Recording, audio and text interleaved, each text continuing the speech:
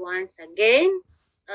So, moving from Georgia, let us go to Azerbaijan. Dear Shalala, welcome, Shalala Mamadi from Yes, I'm Azerbaijan. here. Thank you, dear Professor Nada, for giving me a word. I am very honored to be among you. I just want to note that after quite a long break, we have gathered here today to celebrate our exchange of insights, experiences, and I hope that these conferences for teachers will also be held regularly, monthly, and I'm sure that our teachers will benefit from them. So now let me share my screen.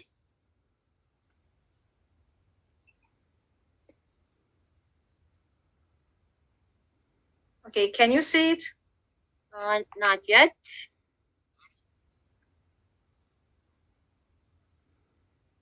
Now, yes, but you can put a full screen, Shalala. Okay, I'm trying.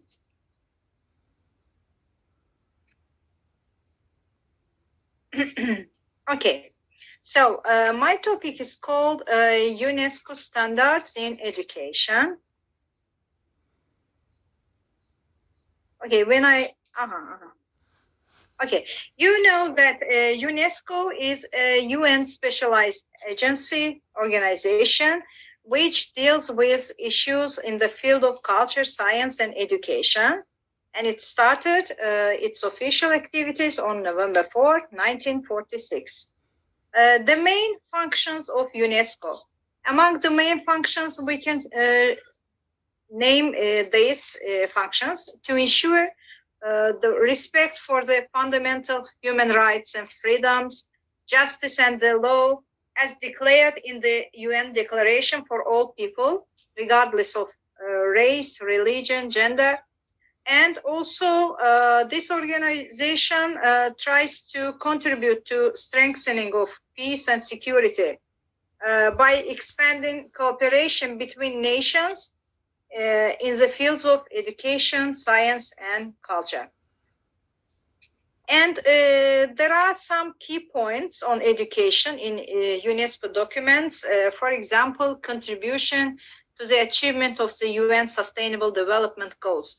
Sustainable Development Goals or Millennium Goals or some global goals. We constantly pay due attention to this topic in IIU's conferences, student conferences. Also, quality education for all. Of course, we all know the importance of education in everyone's life. Economic development of countries, it's a main factor in reducing poverty and improving welfare. And as a proof of this, for example, we can show very different countries: Singapore, Finland, Ireland, Korea, and Chile, each of which was among the poor countries 35 years ago. But look at them now, what kind of differences they have due to the education system. So by getting education, developing one's capabilities, a person participates in public life, participates in improving the health of his family, welfare of his family and society, protects the environment, contributes not only to the economy of his country, but also to its cultural heritage. And by providing access to high quality education, as we always like to repeat that no child should be deprived of education, we ensure that everyone could benefit from the advantages of education and could contribute to the economic development of his own country. And the other, among the other key points, we can show, for example, inclusion in education. We'll look at them closely later. Gender equality, lifelong learning, the importance of vocational education, digital literacy, and media literacy. So, about inclusion in education. You know, inclusion, it's a set of activities that embraces diversity, that helps build a sense of belonging in children, in students. And it's based on the belief that each person is valuable, and each person has a personalized knowledge, potential, which makes him different from others. And about advantages, we have made some advance. We have improved the situation. For example, if we look at statistics, we can see that in the last 20 years, the cases of truancy have decreased by half. Also, 2/3 of education systems have adopted the concept of inclusion, which includes multiple marginalized groups. Also, countries are increasingly moving away from the medical special model. It means that we try not to treat the people with disabilities as people having, how to say, medical problems. Yes, we try to deal them equally. The number of children with limited health opportunities in schools dropped from 75% in 2005 to 53% in 2015. Also, schools are expanding their support systems for such groups, and they make those systems work. Of the 30 education systems reviewed, 23 offer advice and mentoring in this field, 22 offer learning support, and 21 offer specialist or therapist support to such students. But we still have some problems. We still have to face some challenges. For example, every third student with special needs in Central and Eastern Europe is still attends special schools, not general public schools. In 15 out of 30 educational systems, school admission depends on sorts of medical, psychological assessment and other selection processes. In 22 out of 30 education systems, there are special classes, classrooms, or special schools for language minorities. And in most cases, this is bad because it works against inclusion. And about gender equality in education, again, it's our one of favorite topics. We often discuss it. What problems do we have? Still, women in different parts of the world face discrimination in many spheres, such as work, salary division, public decision making. Still, there are cases of educational deprivation. Still, there are cases of child marriages, as we know. What can be done? For simple tips here, you can see, if you are a young girl, don't drop out of school, continue getting education, encourage your female classmates to stay in school. If you are a woman, you should speak out against cases of discrimination, which is a great barrier to reach your full potential, to equal opportunities. If you are a man or a boy, still you can support your female classmates. You can build a healthy, you can, no, it should be said like you should build healthy relationships with women, with girls, based on respect. You can invest in education campaigns to change such harmful laws. that prevent our women, our girls from reaching their goals, from reaching their full potential. And also technical vocational education. This is also one of the issues that is considered as very important in the UNESCO documentations because it's a part of continuous education. Why? Because it allows to acquire professional skills and knowledge for the youth. It is convenient for people with disabilities.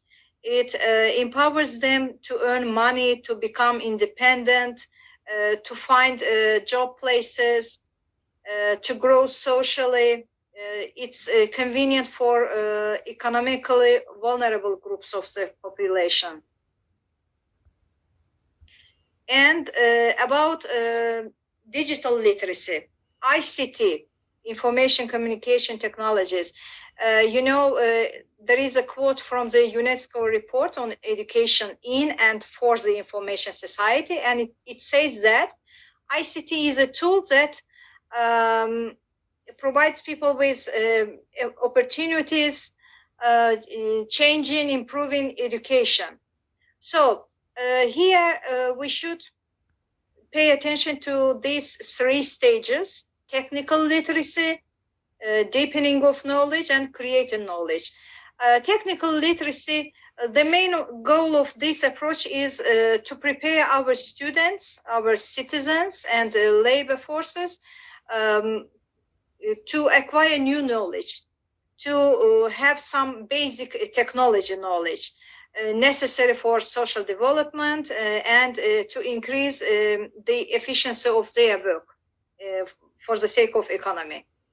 And deepening of knowledge, the goal of this approach is to improve the skills of our learners, citizens, in order to prepare them to benefit society and economy. They should be able to apply what they learn in school in real life situations.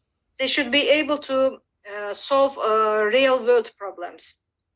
And creating knowledge. The goal of this approach is to increase productivity by educating students, citizens, and again workers who can sustainably participate in knowledge creation.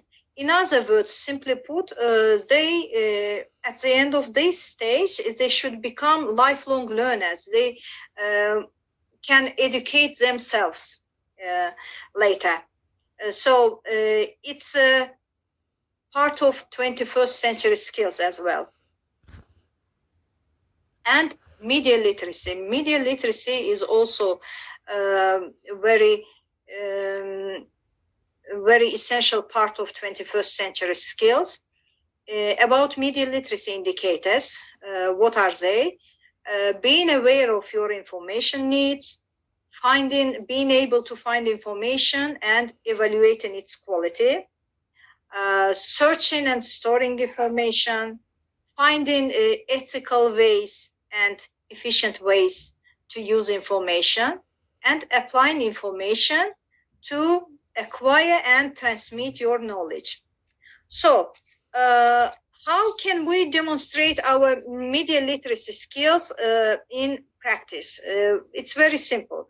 At least all of us pay attention to having common interests or friends when accepting someone's friendship offer on social networks. Yes, this way we show a certain selectivity. From time to time, we unfriend people who share content that is completely against our views. We revise our friend list from time to time. We do not follow and boycott pages that we don't like, that have lost their credibility in our eyes. From time to time, we freeze our social account and limit the flow of information. So how can we explain, again, media literacy issues in through simple examples. Okay, we don't believe everything that we hear or read, right? We try to analyze information. We approach it critically. We understand that it can be false, fake news, that we can be manipulated through information. We try to turn to trusted sources of information when we need to get some important information. Media literacy also allows us to create quality content. For example, we can create our own blogs, groups, pages, share interesting and informative digital content. And it's a very essential skill because it's one of the inevitable conditions of democracy and progress. It increases the power of citizens.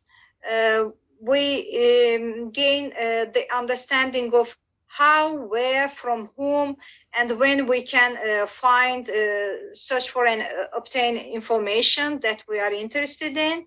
It gives us additional opportunities to improve our everyday life, to determine the ways of development, social changes.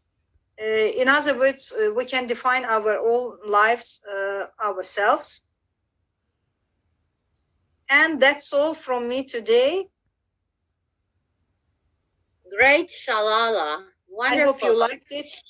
Yes, we like it. We like the UNESCO's things. You explain us all, media literacy, everything. So great, Shalala. Thank you.